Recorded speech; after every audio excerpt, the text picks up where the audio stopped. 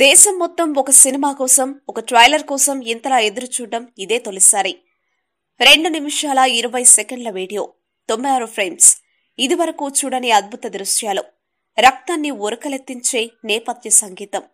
అంతా కలిపితే ఒకే ఒక్కడి విజన్, వేల మంది శ్రమ. సినీ జనాలు ఈ ట్రైలర్ కోసం ఇంతలా ఎదురు చూడడం వెనుక కారణం ఒక్కటే. కట్టప్ప బాహుబలిని ఎందుకు చంపాడు? ఈ ప్రశ్నకు రాజమౌళి ట్రైలర్లో ఏమైనా క్లూస్ ఇచ్చాడా అంటే అవుననే సమాధానం వస్తుంది. ఇండైరెక్ట్ గా క్లూస్ చాలా ఇచ్చాడు. ఇది నిజమో కాదో తెలియదు కానీ ఒకసారి ట్రైలర్లో ఉన్న 96 షాట్స్ ని బేస్ చేసుకుని మనం ఒకటి ఫిక్స్ అయి ఉందాం.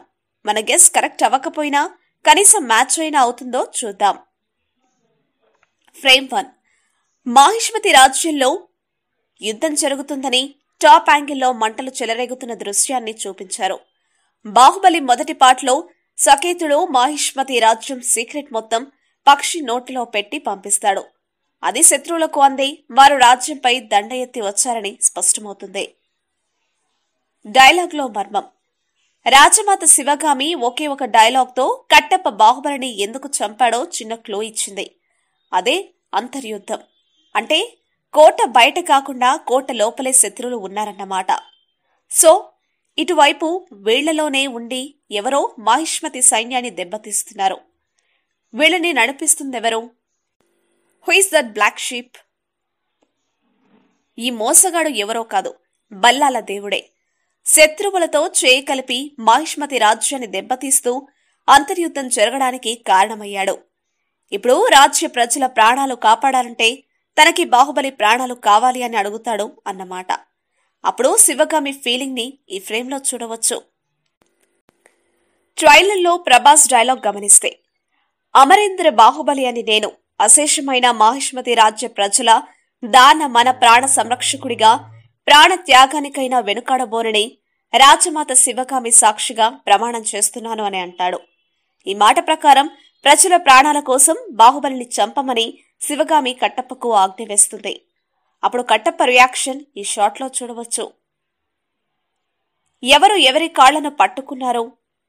బాహుబలిని చంపేయమని కట్టప్పకి ఆర్డర్ ఇచ్చిన తర్వాత సీన్ ఇది. రాజమాతగా తన నిస్సహాయ స్థితిలో ఉండి తాను తీసుకున్న నిర్ణయానికి క్షమాపణగా దేవసేన కాళ్లు పట్టుకోవడం, కన్నీరు తెప్పించే సన్నివేశం ఇది.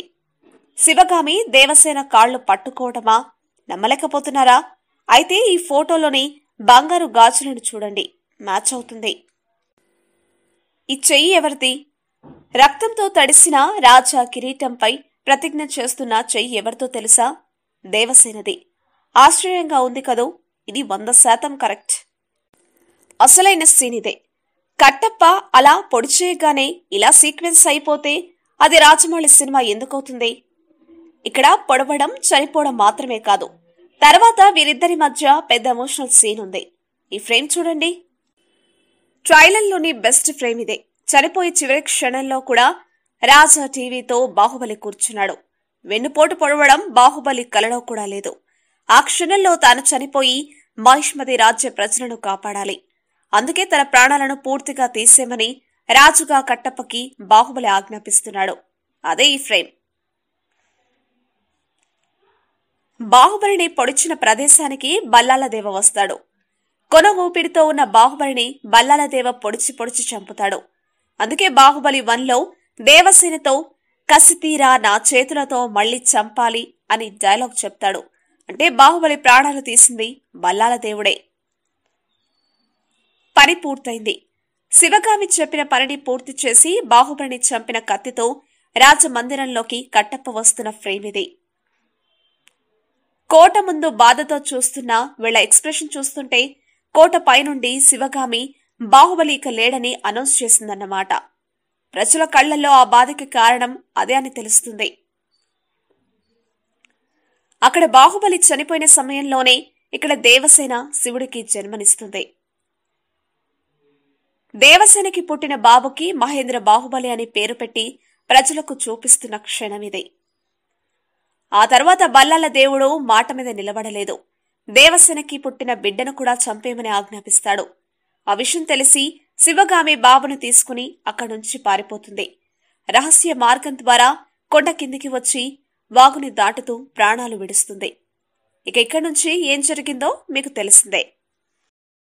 మా వీడియోస్ మీకు నచ్చినట్లయితే లైక్, షేర్, సబ్స్క్రైబ్ చేయండి.